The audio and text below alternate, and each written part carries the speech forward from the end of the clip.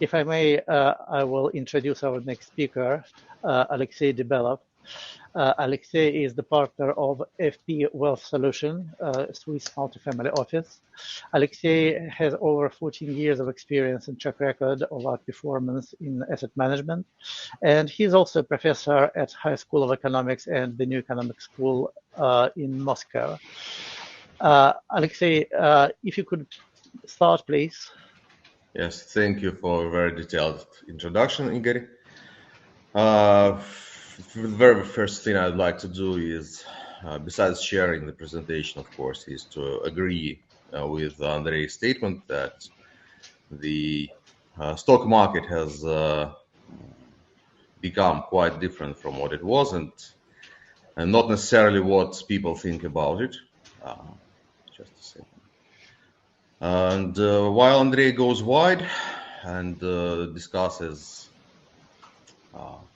alternative asset classes that could be used by the investors, I would like to go more deep in a sense and speak about what I see as a long-term professional asset manager in first and foremost equity. Namely the value style. I believe most of you are quite familiar with this concept. It's nowhere novel. It was introduced in 1940s by Benjamin Graham, the mentor of Warren Buffett.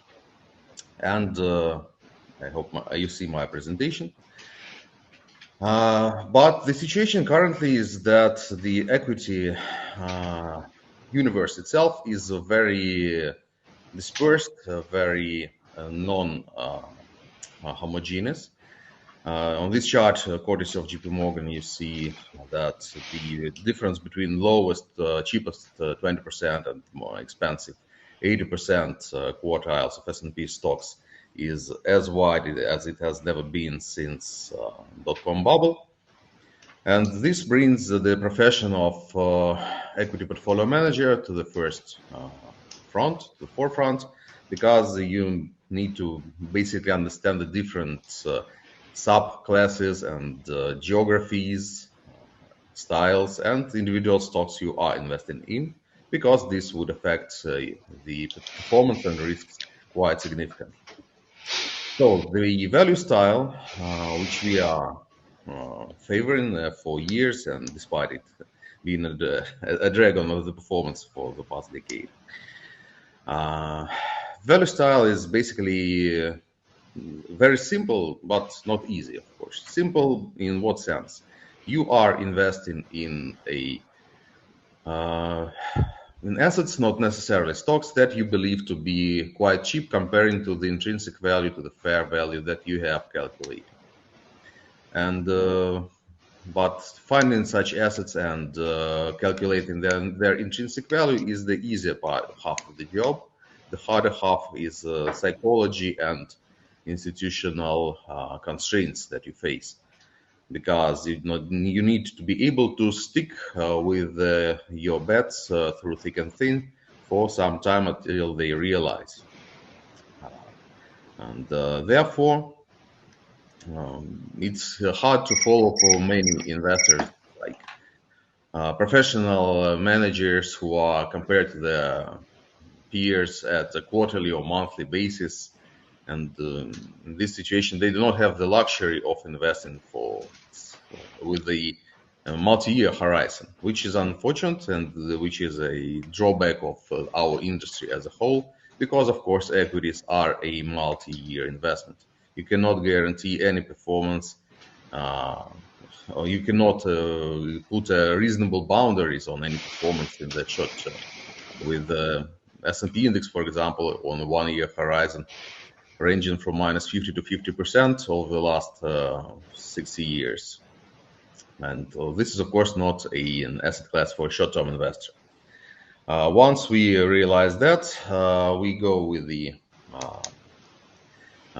value style, and what we see currently at the market, this is the courtesy of AQR Management Company, is that the equities, value equities are cheap, extremely cheap, comparing to growth stocks, as cheap as they were not over a very long period of time, which is not, of course, a forecast that you will earn higher returns on value investments in the next month or 12 months or even 5 months or 5 years, but which is a good indicator that value stocks are attractive, that value stocks are cheap compared to the alternatives, and therefore at least are subject to scrutiny, whether you should invest in them or not. As you see in this chart, the current levels are not extremely unique. Here we AQR compared value stocks to growth stocks using several metrics like price to earnings, forward-looking price to earnings, sales to EBITDA, and price to net asset value of the companies, net book value of companies' assets. And but the question we have discussed with Igor a bit a couple of days ago, and he put a reasonable question, but the talks that value is cheap were already in the market some like 5 years ago,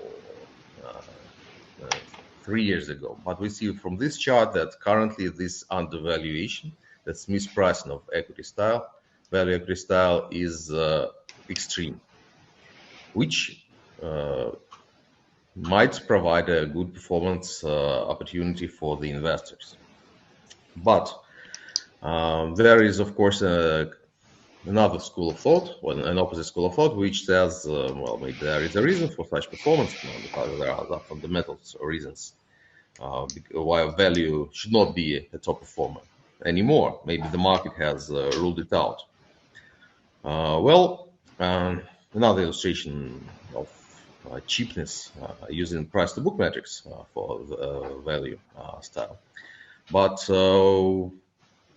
we can check several issues that could be used to explain why value is not an attractive investment anymore. And spoiler alert, we shall see that they do not explain this difference.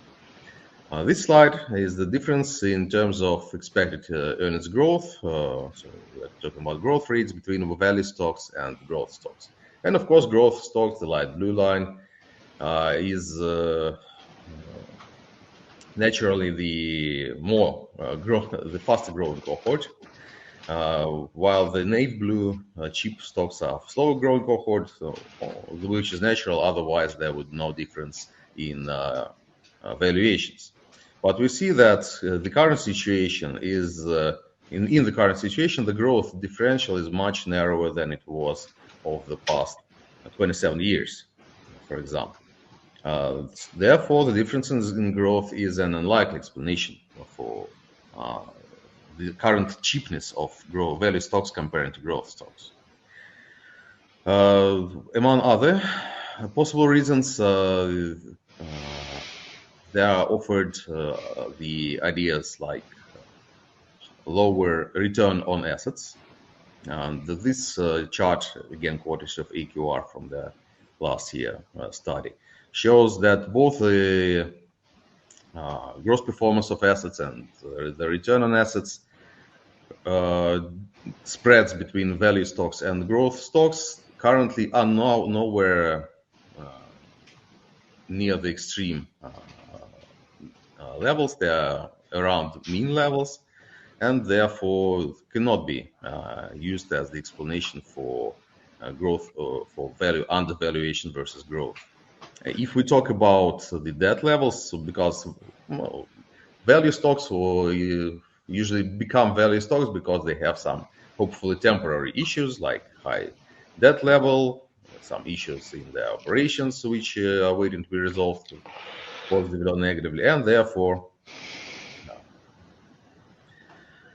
the difference could be justified by worsening of those conditions, but we see that it's not, let's say, the explanation for the margins, and it's not the explanation for the debt levels. If anything, the difference in debt levels between the growth stocks and value stocks has moved in favor of value stocks over recent years. So we see there is no fundamental reason behind such cheapness of this asset class, of this investment style within the equity asset class.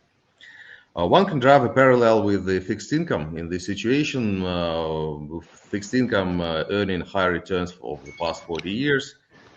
For the investors, mostly thanks to the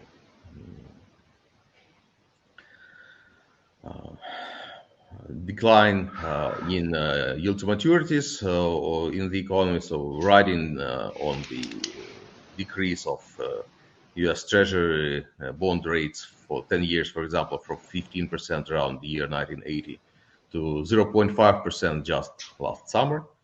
And naturally, we do not expect this ride to continue. Therefore, growth stocks' popularity in the past cycle could be viewed as well to be run out of steam.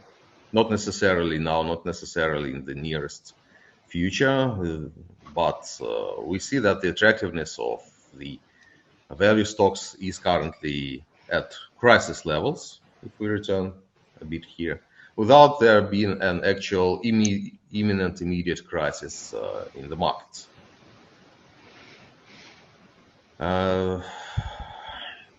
This is not a unique case, of course, and this, again, we return to the definition of the style. It requires patience, it requires doing your homework, and it requires ability to stick with your ideas. Over the past 10 years, the value has been underperforming growth. It has been on par terms in the most of the 90s. Before the peak of dot-com crash, it was neutral in 1930s. It was negative in during the break of 19th to 20th century. So it's not an idea which pays out immediately, but it's an attractive investment style which should be considered for the portfolio. If we take, for example, the correlations of value investment style with other investment styles, with equities and bonds, we see that near zero historical correlation, which this is a bit outdated table, of course, but the point doesn't change here.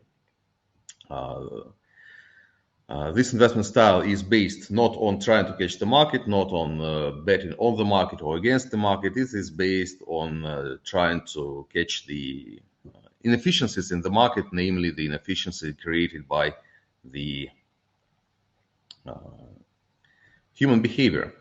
People being too optimistic when the markets go up, as Andrei has mentioned, and being not seeing a correction over 10 years, and being too pessimistic when some stocks or markets go down. Therefore, we believe that value stocks are currently a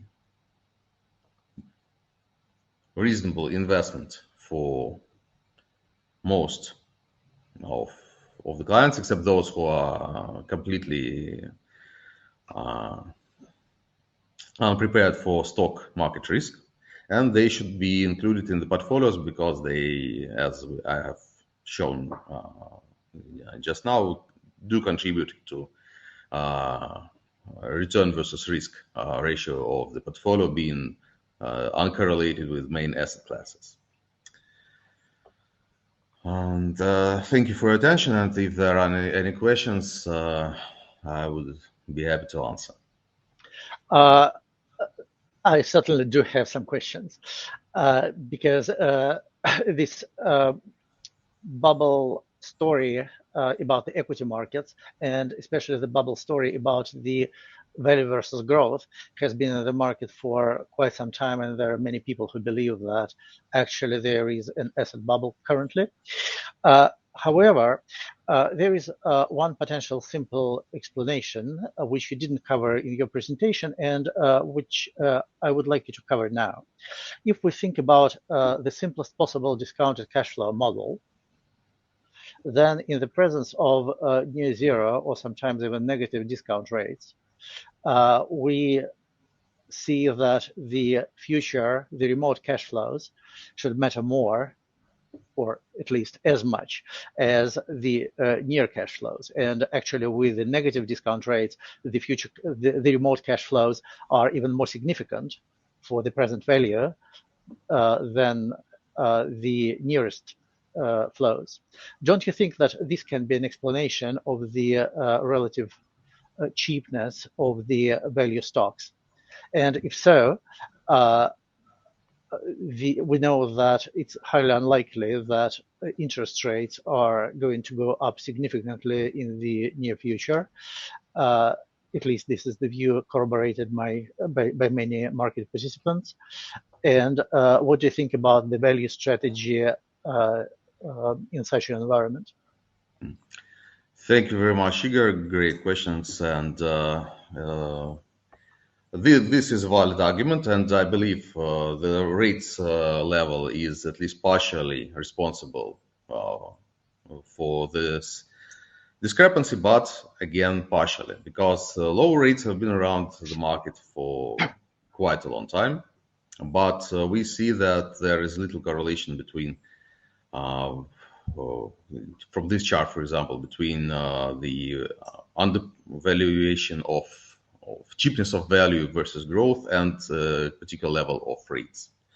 That's first point. So yes, this is a factor, but not the factor which created current crisis-like discount, in my opinion. The second point is, of course, whether do we expect the low rates to persist, or do we expect them to increase over time? And in this situation, of course, if we do expect them to increase, if we do trust the Fed to start their tightening, then of course, as you have correctly mentioned, the stocks, the assets with cash flows more closer to us should perform better than growth assets with their uncertain cash flows in the very distant future. The same issue could be applied to the inflation question, though the assets in value are usually the existing companies with existing assets, existing sales, and hopefully earnings, which are therefore, these cash flows are therefore valued. They suffer less from the increase in discount rate than the assets with expected returns in the far future. Okay, thank you very much. And as far as I understand, value is a major part of your investment portfolio. And how do you measure the investment horizon of your strategy, and how do you explain it to your clients? This is a very, of course, touching question, because not just value, but just investing at the stock markets requires a multi-decade horizon to be completely fair. At the same time, we can see that